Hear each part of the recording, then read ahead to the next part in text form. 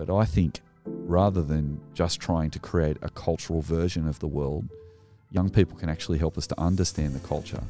And a shock absorber needs to be flexible and strong. And I think the strength of a shock absorber comes from the cultural shock absorber in the church, comes from older Christians with their life experience and their wisdom and their theological understanding, coming together with young people and talking about culture in a theological way.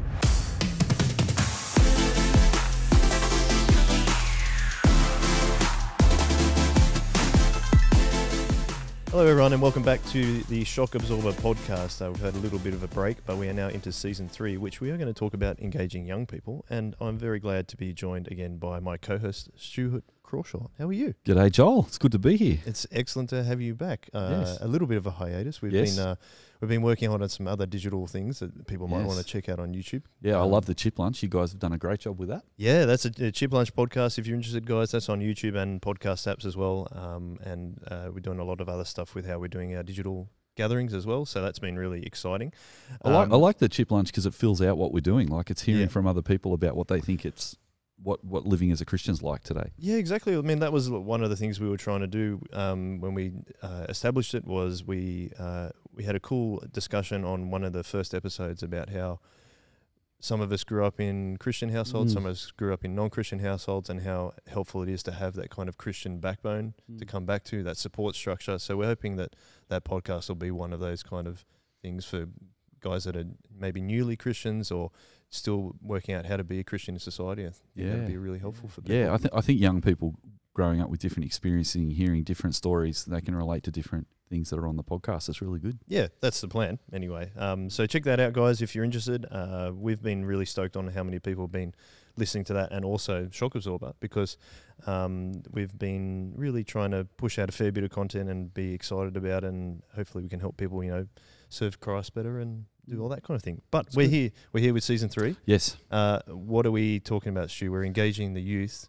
But the other thing I was going to say was you often like to talk about a movie. Yes. But today you wanted to talk about a song. Well, I thought it might be mixing it up a bit, do something different for season 3. First couple of seasons, I loved your idea about talking about a movie, and you shared a couple, I shared a few.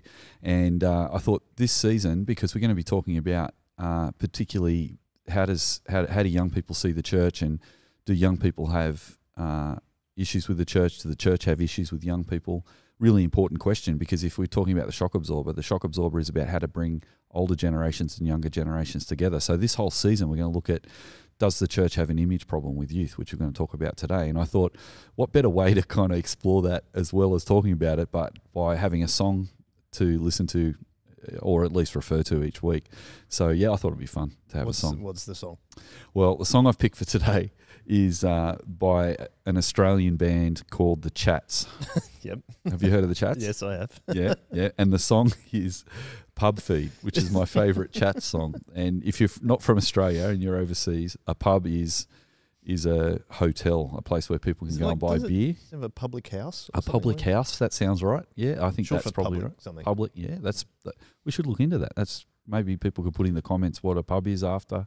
Yes. Have a listen. Absolutely. Let us know. Do a bit of research. Yep. But yeah, no, Pub Feed. It's a fun song it's a punk song. These guys are a young punk band from the Sunshine Coast in Queensland, and they play this song and sing about all he wants is a good pub feed, the singer's saying. So a pub feed is, again, for those that aren't from Australia, one of the best things about going to a pub in Australia is not necessarily the beer, but to have a big chicken schnitzel or a chicken parmigiana and chips, something greasy, something, a big steak. Yeah. So the whole song is just a celebration of the Australian pub feed. So I think that's iconic, and I think they've done a really good job with it. I feel like you like it because it's got a fair bit of punk in it. I love a bit of punk, yeah. I think it's really fun. I also find the band really hilarious because these young guys have started bringing mullets back. And mullets, I'm sure everyone around the world knows what a mullet is, but they've got a particular distinctive 70s mullet, which I think was a cracker mullet design, and it's caused so much controversy amongst people, and even more than ever, and I find that hilarious. So that's really fun. Why is it controversial? I don't know. They write a song about it, actually, and in the song they say, I don't know if this is autobiographical song, but it might just be a fun made up thing. But they sing a song about how they go to a pub to have a pub feed and have a beer, but they get kicked out by the owner because they look too rough because they've got mullets. And so I love that. Yeah, so it's pretty funny. It's also coming back. Like I noticed that a lot of kids at high school age are bringing the mullet back too. It's fantastic, and I love it when something comes from the grassroots. When young people reinvent something or they discover something and they make it their own. And this doesn't look like it's adults imposing it on young people. One of my great sadnesses is The Voice. I don't know if you've watched The Voice on TV. The TV show. But to see young people singing in front of middle-aged people who used to be popular and young people who have incredible talent in their own right, waiting for approval from these middle-aged people who are has-beens, it just breaks my heart. Like, It should be the other way around. Young people should be just going, I don't care what these people think of us, and we just want to upsetting. Yeah, we want to actually upset the conventions, but they're so desperate to get approval from these judges, and I'm like, where did popular music go? And then the chats came along, and it made me happy because they've just gone and cut their hair and got chucked out of pubs again. And I'm like, something cool's happening. That's good. Right. So if we're talking about pub feeds and mullets and Australian new age punk bands, yeah, what does that have to do with the image problem of the church with young people?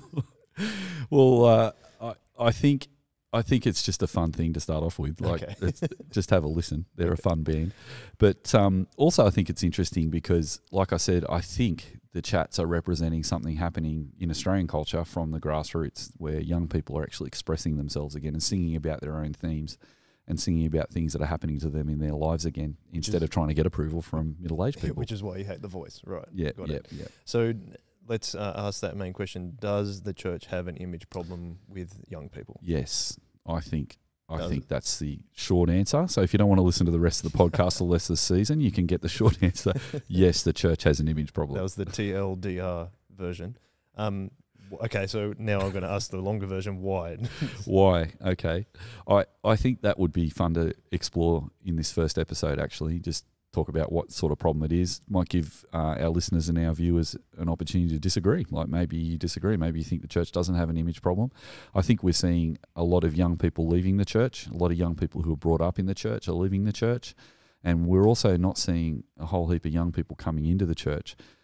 Just from our area of the Sydney Diocese of the Sydney Anglican Church, I've heard recently that youth ministries that used to be really strong in our region not as strong as they used to be, and I'm hearing other people talking about how it's really difficult to connect with young people, have credibility with young people, and so I think it is a bit of an issue. And interestingly, on Facebook recently, one of my friends, Graham Stanton, who's a terrific thinker in youth ministry, posted an article on Facebook by Chris Curtis. And I think this sums up how I'm feeling about the church as well. When I read the article, I was like, oh yeah, I resonate with this. I think this is interesting. The article's actually not about Australia, it's about England, and it sort of shows this the universality of the problem, I think, because in this article by Chris Curtis, which is called Double or Bust, which we could probably put a link to in the show notes afterwards. Yes, absolutely. Yeah, the church, this is the subheading, the church needs radical change to engage young people again. And the problem that he raises in the article is he thinks it is that the church has an issue with contacting young people, because where do we contact them? They don't come to church anymore. It's hard to, he does say that, there are opportunities to meet young people in school still a little bit, although that's becoming less and less of an opportunity to meet young people and introduce them to Christian ideas. But young people don't hang out on the street anymore. They don't necessarily hang out at skate parks and go surfing down the beach like they used to, which is interesting. They're online a lot more. So how do you contact, which would be interesting to hear from you as the digital pastor, Joel, about your thoughts on that. But But yeah, the contact's an issue. Credibility is an issue. The church has, which we can talk about some more later in the podcast, but church has a real credibility issue with young people. And I think particularly since the Royal Commission in Australia that has highlighted so many issues of child abuse and neglect that the church should have been on top of. And when I say the church, I mean I'm speaking really broadly there, but there's been some really terrible cases of neglect that have rightly made people angry. And that is on top of, I suppose, the new atheists from the 80s who have been, the 90s and the early 2000s who were really attacking the character of God himself. Then the church has been shown wanting. And then I think with youth culture, I think youth culture has changed a lot in the last 10 years, which would be interesting to have a look at that today. But I think it's becoming more political. Youth culture is becoming more political, and more the church is being seen as the modernist institution that we want to replace with something better and new. So young people are not as curious about the faith anymore, which he makes a point in the article of. So I think that actually is a good summary, I think, of the problem.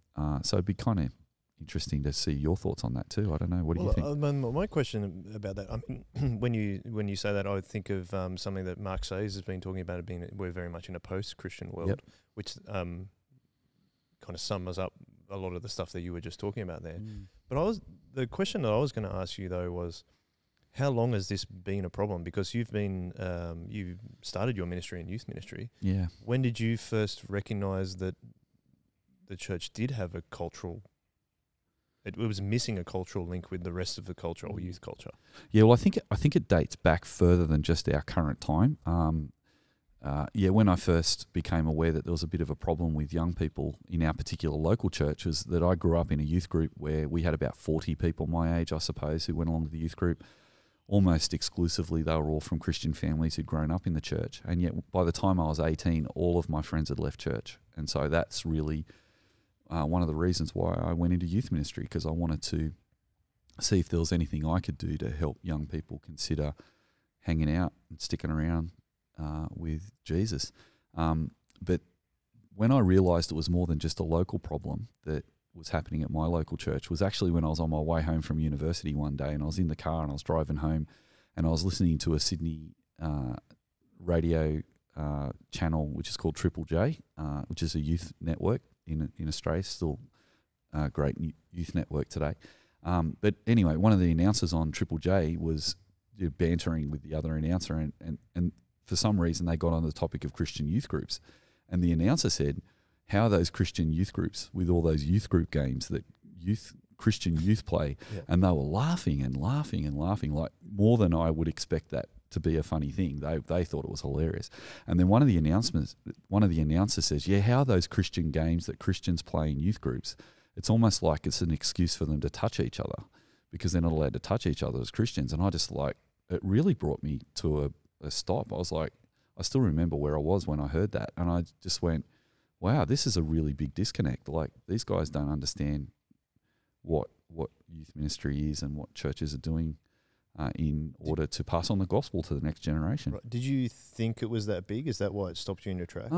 Well, I mean, I'm going back a long way, and most of our listeners and viewers probably haven't experienced this kind of youth ministry, but there was a hangover from the 1970s into the 1980s when I was going to youth group, where there was a lot of daggy games that I was playing in youth group activities on a Friday night that were a bit embarrassing sometimes, even, like games like just childish kind of games, and some of them even verged on, I didn't even want to do it. Like there was a game where you put a lifesaver on a toothpick and you have to pass the lifesaver between guy girl, and so I'd have a lifesaver on my toothpick, and the idea was a girl would have a toothpick in her mouth, and I'd have to somehow slide the lifesaver onto her toothpick. And here's this, sister in Christ that I'm like supposed to be passing this lifesaver to, getting way too close to, way in her physical space. And I remember us at youth group actually sometimes going, I don't want to do that, and we didn't do it. And our youth leaders were great. And they said, oh, okay, if you don't want to do it. But yeah, I suppose the two things that went through my mind when I heard the announcer laughing about it was, part of me was laughing at it, and part of me was like, yeah, it's really cringy and daggy. And, at the age of 18, just going on 19 that I would have been, I was still going to a youth group at our church that was still doing things like that. So if I was going to ask a friend of mine to come along to see what Christianity is all about and come to a youth group, in those days it was see the Angels at Carringbar Inn, or come to a youth group where you pass a lifesaver to a toothpick to someone else, and they're like, oh, no, I don't think I'll go along to that, So I got a sense that we needed to do something radical and change, and that kind of led us to a real journey of investigation, experimentation, because it wasn't that we just wanted to do something new. It was actually we felt like something was broken even back then. Yeah. So I think that's when I first became aware of it. Yeah, those games that were not supposedly not very ideal. Where did that come from? Like, why was it thought that might be a useful game to have at a youth group? I think the vibe was from the 1970s that it was fun and crazy, so it was meant to make you laugh. And the second thing I think was they were pitched to us by our youth leaders as get to know you games. This is how you get to know each other. So there were some of them that were trust games where, you know, for example, someone would stand on a table and cross their arms and fall backwards, and a group would have to catch them, things like that. And there were some like the toothpick game that were just way out, that just weren't cool. And I don't know, I don't think people back then really thought about it. But I know our generation, Generation X, we started going, I don't know if I feel like this is a great idea. So I think that we were starting to question the church, and rightly so. But also, I think what I was feeling was some of these youth group games were actually distracting from the gospel message. So we went, I'm jumping ahead, but when we started becoming youth leaders ourselves, we decided to ditch the youth group games and just hang out, read the Bible together, have a pray, maybe have a feed, and it was a lot less like that and more organic in the 90s when we started doing youth ministry. You spoke about the disconnect that you noticed, and that's why you did those things, just hung out. Where do you think that all started? Like, how did that disconnect start happening? Yeah. That's my other question, I suppose, is did it happen, was it already happening, or had it always been a disconnect between the youth culture, or is it just kind of, I know you love to talk about what happened in the 60s of that seismic change. Yeah, I think that's where it started, yeah. Look, there's always been a tension between younger people and older people, and, you know, I think it was Plato or Socrates or someone who wrote something like, I despair for this generation, what's going to happen to the world, the young people these days. So there's always been a bit of rebelliousness and tension between younger generations and older generations, but I think youth culture itself really kicked off in the 1960s, and I think the generation gap as we know it today, although some people would say it's not as advanced today, but I'd question that. But I think yeah, the 1960s was really seismic. If people are interested in checking that out for themselves, and if they've got Apple TV, Apple Plus has just brought out a new documentary called 1971 that actually explores all that. And in the documentary, they talk about all the social movements in the 1960s, not only the rock and roll and the musical and cultural changes, like, you know, the pill brought along a sexual revolution. The pill for the first time gave women an opportunity to have more freedom about conception, and so that led to all sorts of changes. Rock and roll was a lot more explicitly looking for a new break from modernism, from the past, from the nuclear family and all the 1950s kind of culture. And there was also a lot of the movements that shape our day today were born in the 60s, I think. So the civil rights movement, the anti-war movement, the environmental movement, the gay rights movement, the feminist movement, all these movements emerged in the 1960s.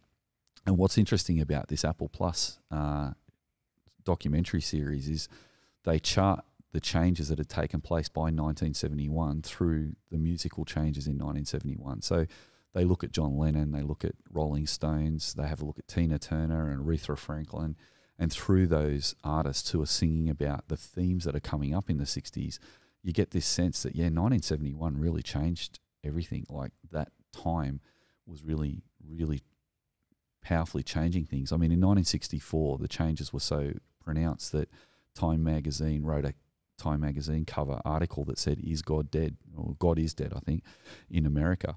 And, you know, there's this big, the young people that are getting into these movements and listening to this music and cultural change are actually leaving the church. And that's, I think, when it started. I talked to one of my elders at Guymer Anglican Church where I was growing up, who was in his 70s when I was young. And I asked him, actually, was it always like it is now where young people are leaving the church? And he said, actually, at Guymer Anglican Church in the 1950s, there were 400 young children coming to Sunday school every week. No one did any advertising or any ministries outside of the church. They literally just opened the door of this suburban church and 400 children would come to church. The 1970s, that had been cut to 80, 90 already by that time. So yeah, that was just one opinion in one local church. But what's interesting about the 1971 documentary is it charts all these massive social changes, and interestingly, they look at this little change that happened amongst young people in 1971 also, where the Jesus movement started. And so by 1971, the church had actually appreciated that there need to be a really different change, but it wasn't the adults in the church that changed, it was the young people themselves. And in the 1971 documentary, it talks about the Jesus movement as young Christians playing rock and roll and forming communes and speaking about the issues of their generation.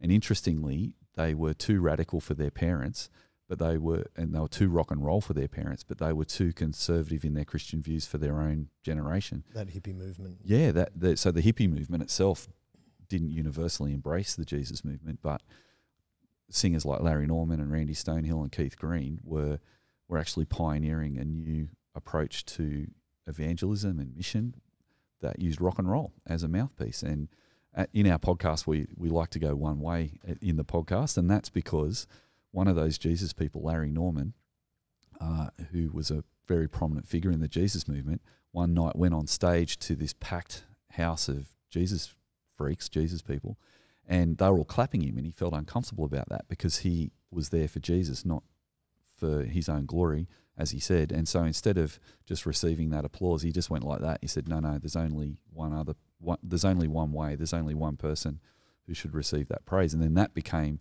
a symbol for the movement. So the hippies were going peace, and the Jesus people were saying one way, Jesus is the way. Yeah. And that wasn't just a small thing. By 1971, Time magazine did an article, a cover story, called The Jesus Revolution, which is amazing. Only 6 years after, or 7 years after the God is Dead edition, they put out a new edition, The Jesus Revolution. And in that edition, they said that there were over 800 Jesus communes across the United States that had just sprung up in 1 or 2 years. And you could travel all the way from New York City to San Francisco and not pay any board because you could just stop off in all these Jesus communes across the country. So it was a really big movement. But interestingly, what I think happens after that is the church does change and adapt to some of the things that they learnt from the Jesus movement, and the older generations pick up the ideas of the Jesus movement that were brought by the young people. And that's the shock absorber in action. So the young people in the 1970s adjusted to the generation gap and the 60s revolution by creating a rock and roll Christianity. And then what I think happened in the early 70s was the adults saw that, and that's when they started the homogeneous unit principle. And the homogeneous unit principle was saying the generations don't do things together anymore. Even though these young people are playing Christian rock and roll, the old people still want to do their hymns. So the compromise in Guyam Anglican Church, where I grew up, was the old people continue to sing their hymns in the traditional service in the morning service, and then they started a youth service. So there was this experimentation and exploration of how can we be hip and crazy for the young people, and that's where all those games come from too. So as well as rock and roll, they were playing games in the youth group on a Friday night to try and attract young people from the lessons of the Jesus movement, I think. But by the late 1980s, that was pretty tired and lame, I think. And it's the late 1980s when you were growing up? That's right. That's when you decided to notice that? Yeah, that's when I started to notice it. Yeah. Wow. So it was like, 20 years later, they were still doing that sort of stuff they were doing in the early 70s. It's fascinating how much, like, the 60s being such a real seismic cultural shift then created this cascade of events that you're talking about now. I think you said, and then by the 80s now you're saying, hang on, like there was a good intention in doing that, obviously trying to meet people for Jesus, but hang on, now it's creating problems within itself. Yep. How did you, you're moving into youth ministry at the time, the late 80s, you're coming out, you've I don't want to make too many assumptions here, but when did you turn 18? 1986.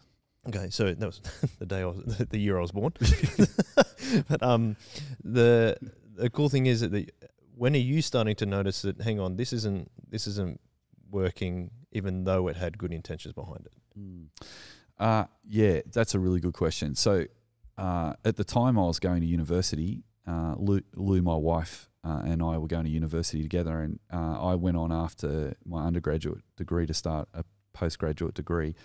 And I actually decided to use my political science studies to actually look into this a bit more. And so I was doing a PhD exploration into youth ministry and why young people were leaving the church.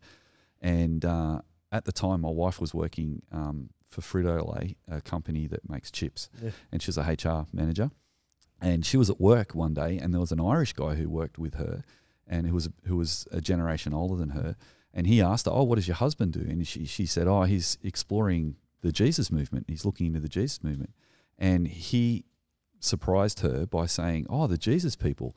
Yeah, I used to be a hippie in Ireland in the 1960s." And Lou was surprised because she's like, "I didn't know there were hippies in Ireland in the 1960s. He's like, "Well, there you go."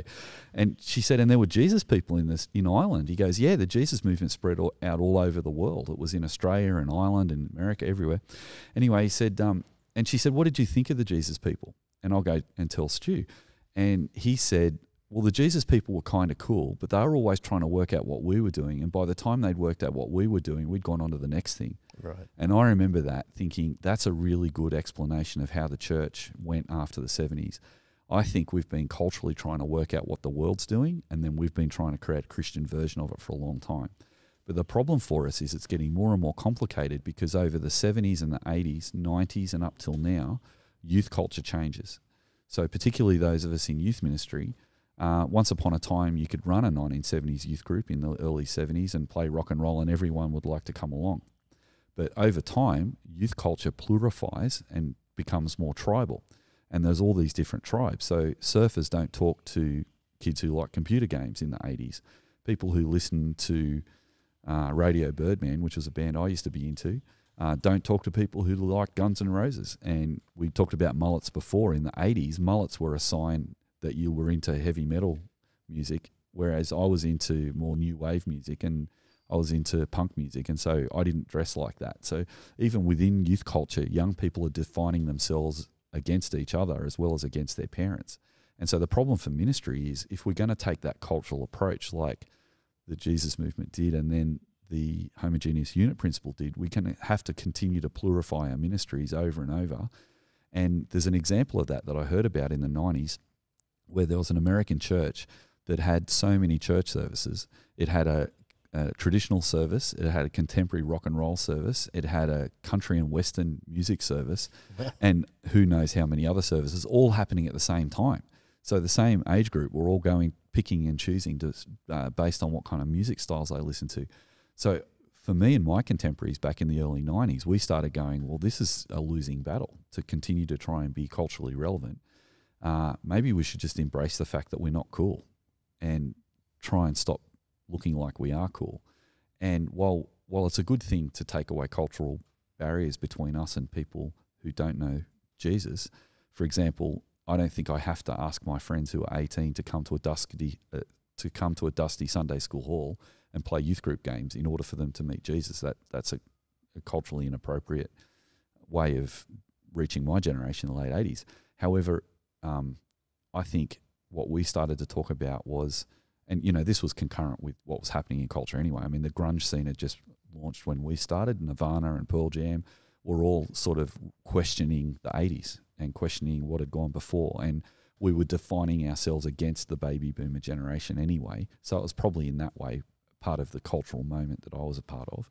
But we were also trying to say, how do we do something that's real and get back to real relationships with Jesus that create real relationships with each other? I think that's where we ended up landing. And it's also kind of like, well, Jesus transcends all of that kind of stuff too, which I'm assuming that you would have obviously been thinking about as well. Yeah. What do you see as coming up through, like growing to the 90s and the 2000s? What did you see as the things that were kind of defining the culture at that time? I know you've always mentioned the iPhone. This is always a massive one. Yeah, well, technological change is. Yeah, and I think even when you were talking about how youth culture plurifies, I think the internet has accelerated that even more so. Like almost to the point that sometimes I think it's so plurified that possibly the youth culture are realizing that and they actually have more in common sometimes. I don't know if that's true or not. But yeah, I think that's a fascinating thing. I mean, I think a few things are happening. Parents my age are listening to the same music as their teenagers still. That's different. teenagers who surf can also now play computer games, and there doesn't seem to be this massive cultural cringe about that. So there's more individualism, I think, more individual choice. And I think on the outside it looks, to all intents and purposes, is the generation gap looks less. I mean, back in the 60s, young men were growing their hair long, and old men were like, that's just... Get a haircut. Get it. Oh, 100%. That was an anathema. But now it's like people do whatever they want, and no one seems to care. And parents go with their kids to rock concerts, or go to, you know, pop music concerts, or hip-hop concerts, or whatever, One Direction. But what I think is happening, though, is another thing that happened in the early 90s triggered this for me, is that a year or two after I heard those radio presenters on Triple J say that, REM released Losing My Religion. Oh, yeah. And I thought that was iconic. Now, since if you're not sure, if you've never heard of the song Losing My Religion, it's good to look it up. But the whole song talks about the angst of this Gen Xer who is losing his religion. Now, REM, the band, say that wasn't really about religion, but that's definitely how I understood it when I first listened to it. You identified with it. Yeah, and I think it was sort of, to me, helpful, because I'm thinking my whole generation is moving away from the gospel in some ways, although, you know, not completely. I don't want to be too doom and gloom, but there's a great deal of young people moving away. And then in the mid-2000s in Australia, the Catholic Church did a survey of the spirituality of Gen Y, which is your generation, which followed me. And what they found in that disturbed me too, because not only was I realising that Gen X had moved away from going to church, even more than the baby boomers had in the 60s, but now Gen Y were becoming less spiritual than even my generation. And what was concerning about that study was that young people just didn't care about any spirituality. It wasn't organised religion. In my day and age, people would tend to say, oh, look, I'm searching for a spiritual reality. I just don't like the institutionalised church. But in the spirit of Gen Y, the study found that young people were starting to go, I just don't care about it. And when you look at the dramatic technological change of the iPhone and internet, it's no wonder that there are so many things that vie for attention for young people. And I mentioned earlier the new atheists arose at that time. So young people could watch clips from Dawkins and others who were literally attacking the character of God. And, you know, I remember going to high school to do scripture at the time of all these changes, and young people would just be dismissive. And that credibility issue was very high in the 2000s, let alone the next decade in the 2010s, when, you know, the Royal Commission has had its impact. The gay marriage debate turned a lot of young people off the church. There's this credibility issue that's really, really interesting. So I think the culture is changing, but as I said earlier, I think the big change too is not just the internet, but I think young people in the 2010s became more and more political, with more social justicey, more climate change, you know, worried about climate change and demonstrating. Facebook and social media, and then Instagram and later Snapchat and TikTok gives young people an opportunity to voice their own personal political views. And so I think Gen Y, the millennials, were quite angry at the church and had a way of voicing their anger towards the church. And I think they didn't care. They weren't really saying they didn't care. They were more angry with the church. I think that was the thing I noticed anyway. Were they angry with the church because? Why were they angry with the church though? What did they see? Well, I think the church represents a modernist institution that is part of all the problems with the society that they want to change. So they want a revolution or a reformation to become more loving, to become more caring. The church actually has a message of love. The gospel is a message of love, but they were seeing the church as restricting their opportunity to love. I mean, you know, the whole love wins as a big theme of the gay marriage debate in Australia. That sort of idea that the church was standing between progress and where they wanted to go. I mean, and that's an old thing too. I mean, back in 1971, again, that documentary talks about a really seismic event that happened in 1971 in London, where there was a youth magazine called Oz Magazine, and it was taken to court for leading young people astray with pornography. So it was considered to be such a bad magazine, because it was talking to young people about sexuality and how to have sex and all this sort of stuff. And it sort of predate later magazines like Clio and Cosmopolitan that came out later. But this Oz magazine, the editors were actually put in jail because the court, and there were Christians demonstrating outside the court calling for those guys to be arrested and put in jail. So I think young people have this cultural memory of the church standing in opposition to some of those new social movements that emerged in the 70s. Not always, but quite prominently in the 80s with the moral majority in America, who were also saying things that a lot of young people my age were laughing at. I mean, they were saying that there was all this backmasking in rock and roll records that were, you know, putting in secret devil messages into the famous things. one is Stairway to Heaven. Stairway. Yep. And there was other people from the so-called moral majority that were saying that drums were of the devil, that syncopation in rock and roll music needed to be rejected. And your generation would have no idea about this, but when I was young, there was a big debate at our church whether we should have guitars in church, and then were they going to allow drums? They didn't allow drums for another 5 years after they let the guitars come in. Yeah, right. So that sort of cultural memory, I think, keeps building over time. And I think my generation, Gen X, were very cynical and rejected a lot of things from the boomers. And it sort of was a trajectory that our young people have been on for quite a while, I think. So, and that anger is, excuse me, that anger is, you don't understand what we're going through, or you don't understand what our culture is about. And rightly, there was some, the church has been guilty of some things that have been terrible things too. I mean, we mentioned the Royal Commission. There's, I'm not saying that that all Christian leaders covered up instances of sexual abuse, but there have been very public examples of that. People are rightly angry at that. I think the way some minorities have been treated in the past has been, there have been instances of them being treated really badly. I think there have been instances in the past where gay people have been treated really badly by Christian people. And so I think there's a lot of reason for us as Christians to continue to repent when we have done things that we shouldn't have done.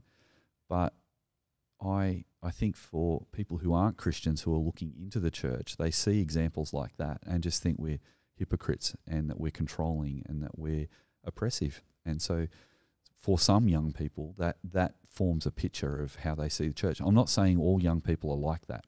I'm not saying all young people are social justice orientated either too. While I think most young people are really aware of climate change and a lot of the issues that are facing us, I am noticing in the generation coming up now, the Gen Zs, that there's a new change. I think the millennials, I don't want to oversimplify it or characterize a whole generation, but there's a lot more anger towards the church amongst millennials who left the church and rejected the church.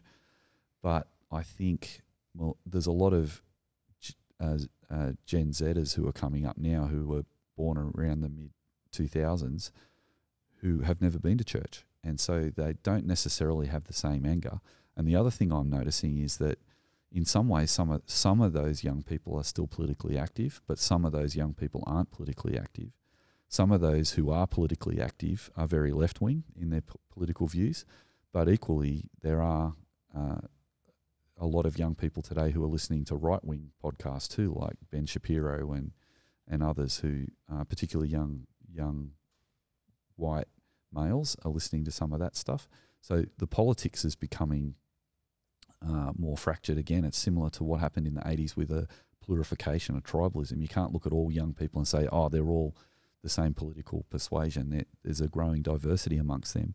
But the other thing I find really interesting is there's a lot of young people who just don't care. They're like the chats. They just want to have fun. And I call them the don't careians. So when we go to scripture, we often have a lot of kids who just don't care. They really have no opinion. So I think the challenge for us as the church is, yes, we need to understand that the culture is changing and that young people are changing, but really it's constantly changing. Culture always changes. And what I love about the shock absorber idea is that rather than the church doing what I'm doing now, which is watching, I mean, I'm just sharing some of my observations. Hopefully people watching and listening can share some of your observations. Maybe I've got some things right, some things wrong. You might want to agree or disagree on some of those things. That'd be fascinating to hear. But one of the things I think we've got to be careful of is not just creating an echo chamber of adults who are talking about young people. We actually need to engage them in the conversation, and I think we need to hear their voices. And that's what I love about the Chip Lunch, that you've got that podcast where young people are sharing what it's like to be a young person and a Christian, for example.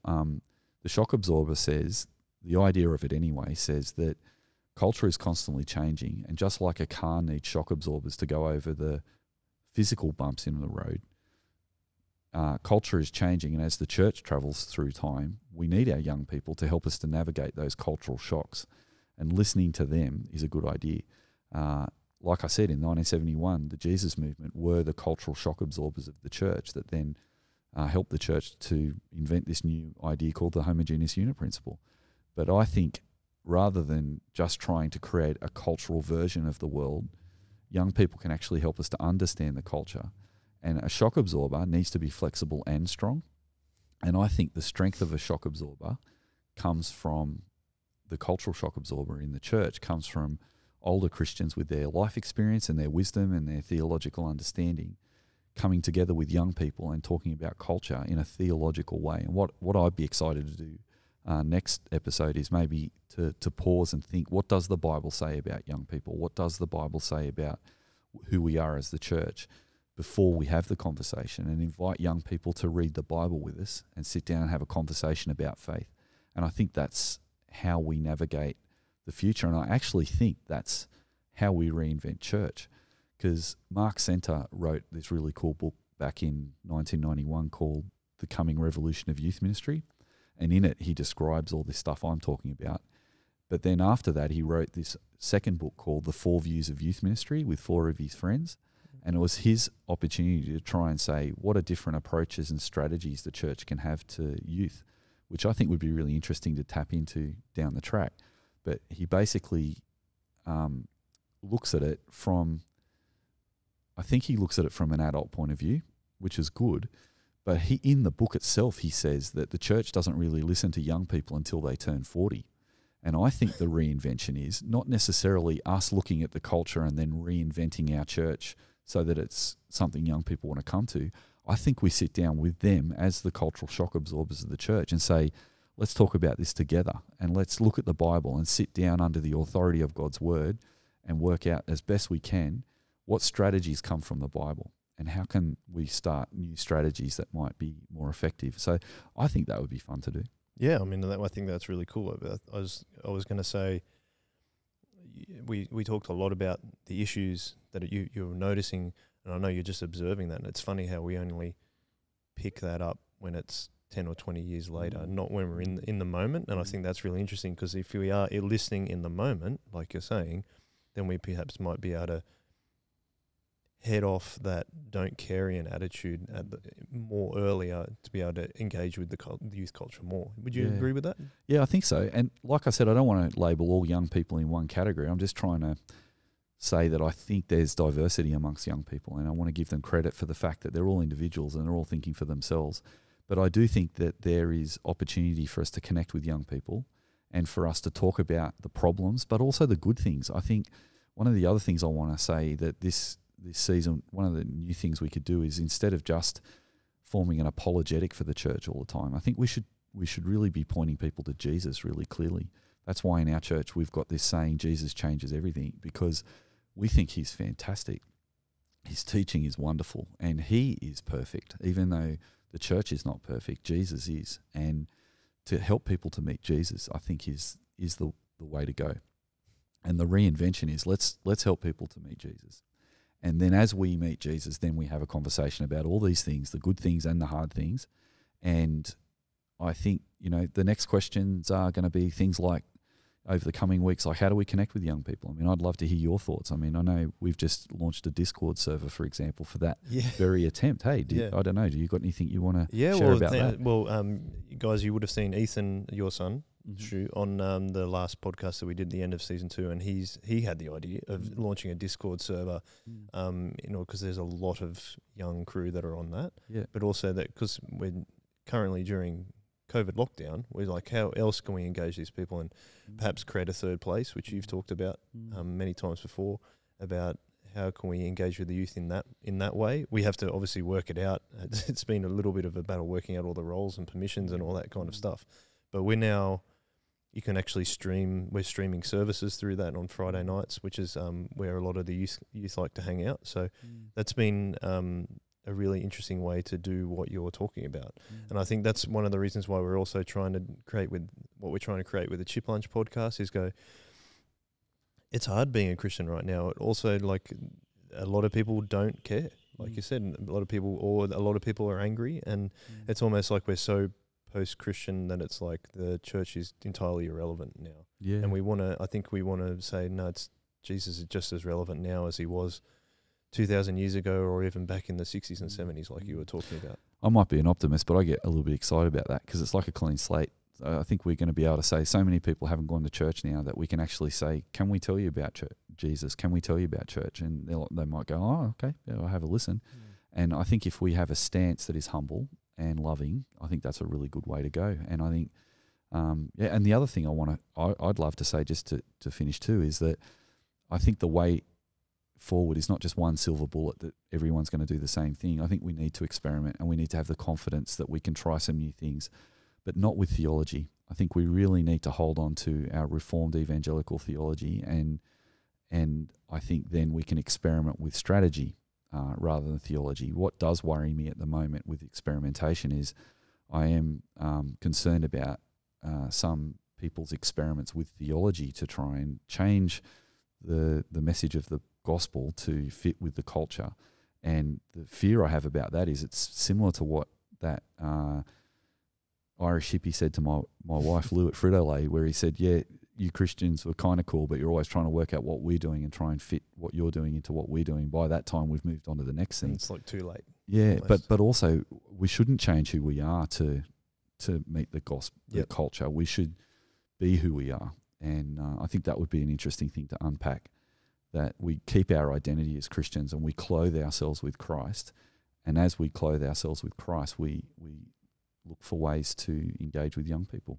Yeah, I mean, that's what that article on Youthscape you were talking about by Chris Curtis was talking about. There was how do we create contact with people, but also show that we're credible and we can actually, hold a conversation that is within the culture, but also very much trying to bring what Jesus brings to the culture. Yeah. So I think we hold on to our timeless message of the gospel. Yeah, I think that's really important. Yeah. Well, guys, we might wrap it up for this episode. Thank you very much for listening. Thank you, Stu, for sharing all your wisdom and thoughts. That was a very enjoyable podcast. Yeah, so thank I you very enjoyed it much. too. Thanks. Guys, like we said, you can check us out on YouTube or you'll be on the podcast as usual. We have a couple of other podcasts that you might like to listen to, so check them out too. But for now, I should say, email us any questions or thoughts you've had. We've brought up a lot of interesting things today. Yeah, that'd be awesome. So you can email me at joel@shockabsorber.com.au. And any of those questions come in, we'll actually would love to answer them on the podcast, so send them in. But for now, let's wrap it up, Stu, and say thank you very much again, and finish with, as Larry Norman did, one way. One way.